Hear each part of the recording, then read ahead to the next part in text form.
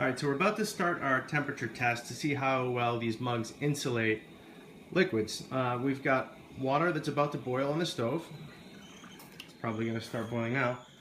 We're using this thermometer. In fact, let me shut that off. We've got this thermometer that we bought on Amazon, which is supposed to be very accurate. And then we've got all the mugs lined up and ready to go. And we'll be looking at the starting temperature, what the temperature is after 2, 4, and 6 hours. And then if any of them seem to be still pretty hot after 6, we'll see how long they last. And here we've got a Thermos model, 2 Chantal models. I bought this one at Pete's. It's got a different cap. And then there's a newer model that you can buy with a new design. A Stanley, 2 of the Zojirushi. I can't really pronounce that, but I'll take a stab at it. Another Thermos model, a Contigo, and then 2 old ones that were just kind of sitting around. They're not insulated much, you know, they don't have the vacuum insulation, and the caps are pretty weak. So as sort of a control, we'll see how they fare against the other mugs. All right, let's get going. So it's been about an hour and a half, so let's take a quick look and just by feel, see how these are doing. You know, where you can feel a lot of heat is obviously where heat's being lost. So the Thermos overall feels pretty good. Not too warm. It's a little warm around here. The cap itself is just a little bit warm, but not bad. I bet you this is going to do really well. The Chantal, it's pretty warm on the actual mug portion on the body. The cap itself is not warm. It's pretty cool, actually. The cap is fine. It seems to be losing some heat right around here, but not bad. This one is similar. It's also a Chantal, but just a newer design cap. It seems to be a little bit better than the old one. Very cool on the body. The Stanley is definitely warm. It's really cool down here on the body. As you get up toward the cap, it's warm. The top itself is not too warm. It's actually fine, but it does seem to be losing a bit of heat around this area here. The Zojirushi, sorry if I'm not pronouncing that correct. They both feel pretty good, pretty cool. I don't really. It's a little warm right around this area, but not bad at all. I bet you these do really well. The Thermos here is cool to the touch down at the body, but it's fairly warm around here. The metal portion around here is pretty warm. The top itself is warm as well. I can definitely feel heat here, which is not a good sign, but not too bad. The Contigo, wow, that's really hot.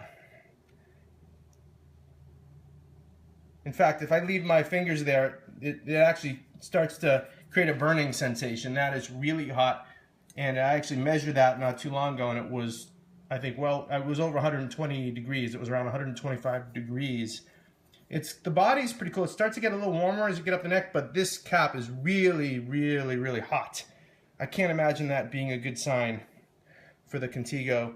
And then these old mugs, they're both pretty warm. They're not going to do very well here, but it'll be interesting to see how they fare compared to the rest.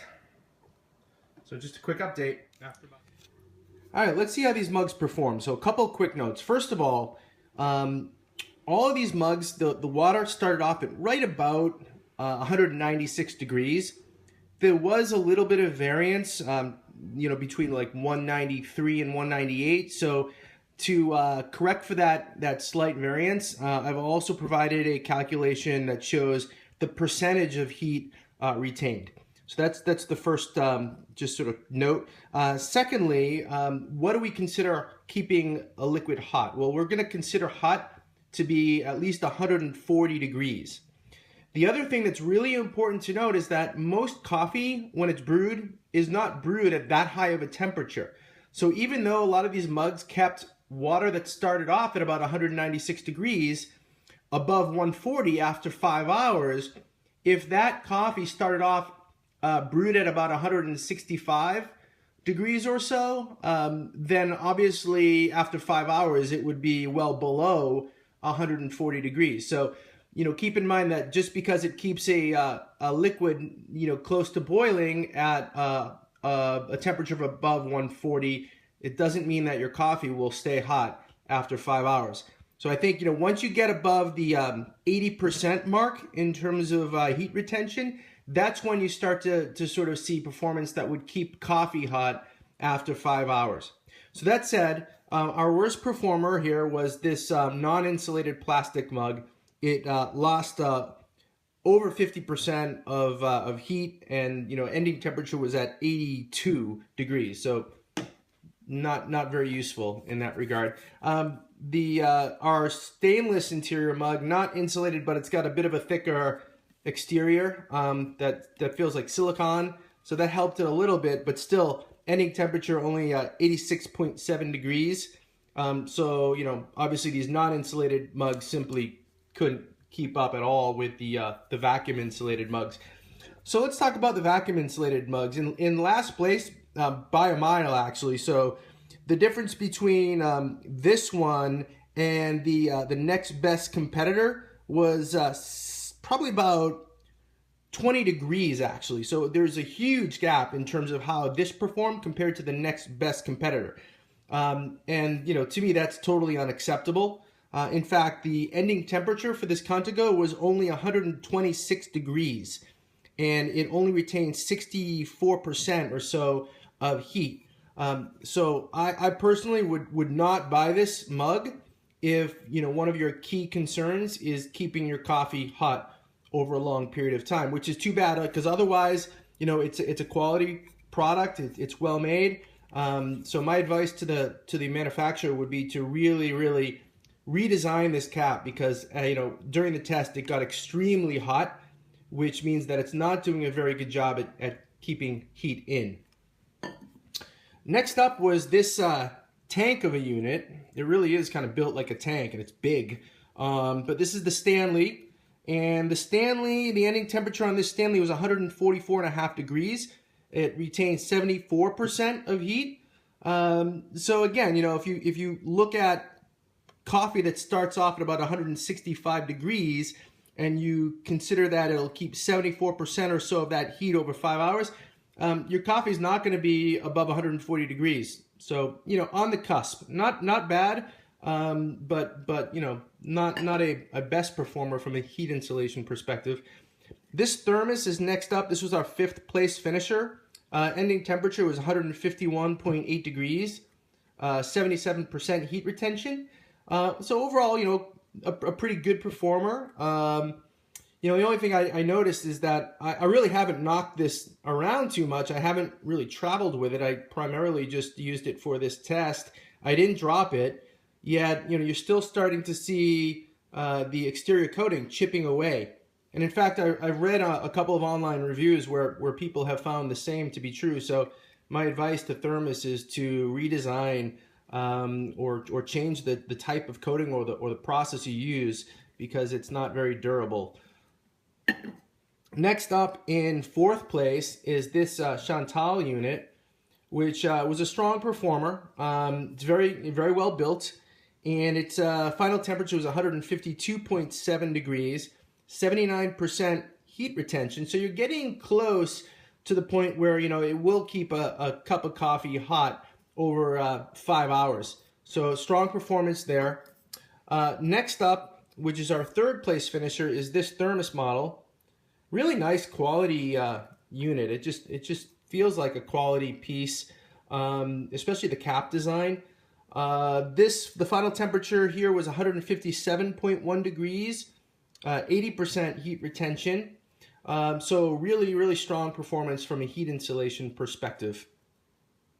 But our 2 top finishers, 2nd place is this Zojirushi model, and I'm not sure if that's a real or made up word. I have no idea, but it doesn't matter because it's a great product. It's really well made, and its heat retention qualities are amazing. In fact, the 1st place finisher was its brother here.